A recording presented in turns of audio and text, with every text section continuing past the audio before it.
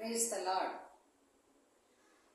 விடுதலை பயணம் 14வது அதிகாரம் 13வது வசனம். அஞ்சாதீர்கள், நிலை குலையாதீர்கள். இன்று நீங்கள் காணும் எகிப்தியரை இனிமேல் என்றுமே காணப்போவதில்லை.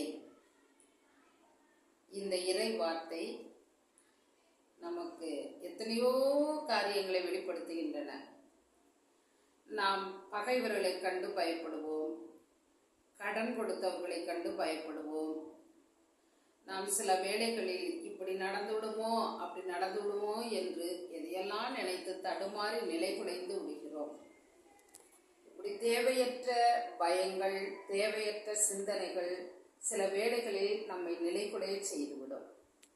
நல்ல விதமாக காரியங்களை செய்ய இதெல்லாம் தடையாக அமைந்துவிடும்.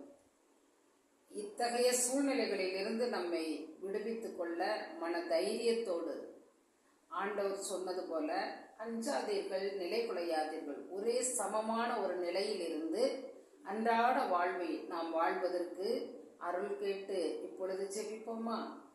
அப்பா தந்தையே, நாங்கள் எங்கள் வாழ்வில் எங்களுக்கு தீமை செய்தவர்களை கண்டும், பகைவர்களை கண்டும், எங்களுக்கு கடன் கொடுத்தவர்களை கண்டும் அஞ்சுகிறோம்.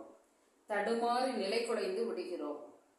இவர்களை மீண்டும் மீண்டும் சந்தித்து நிலை குலையாதபடியும், இவர்களை என்றுமே சந்திக்கும் பொழுது அஞ்சாமல் அவர்களை முகமுகமாய் கண்டு நன்றாக உரையாட நல்ல மனதை தந்து நாங்கள் நல்ல முறையில் வாழ்வதற்கு மன தைரியத்தையும் உம்மீது கொண்டுள்ள நம்பிக்கையும் உறுதிப்படுத்துமாறு உம்மை மன்றாடுகின்றோம்.